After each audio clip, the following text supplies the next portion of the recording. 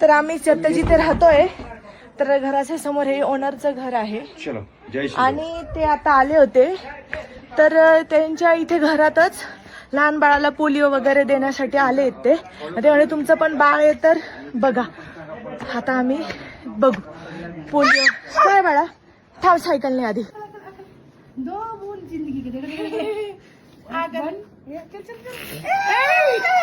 रितू तसं नाही करायचं थोक द्या रितू तसं नाही पी पी पी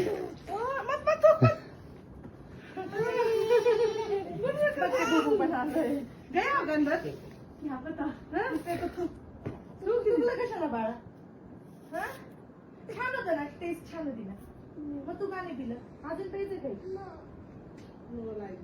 बाबूला आज पोलिओचा डोस पण दिला गेला काय 2 बूंद जिंदगी के.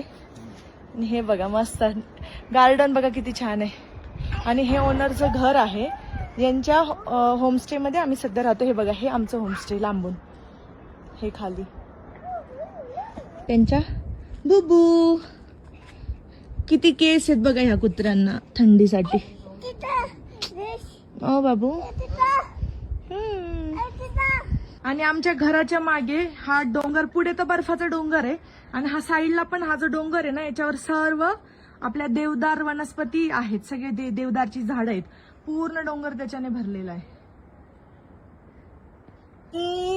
असं म्हणतात की ख्रिसमसला स्नोफॉल होतो पण त्याची काही गॅरंटी नसते. आता झाला तर हे जे तुम्हाला दिसतंय सध्या याच्यामध्ये डायरेक्ट जमीन आसमानचा फरक असतो. एवढं सुंदर दृश्य दिसतं स्नोफॉल पडल्यावर. खाली असताना दूध किती शोधलं होतं तुम्हाला माहितीये पण सध्या आम्ही इथे वरती आहोत. ह्या ओनरच्याच 2 गायी आहेत. थांबा आणि ही आमची गॅलरी. तर असे छान छान व्हिडिओ बघण्यासाठी लाईक करा फॉलो करा. थँक्यू.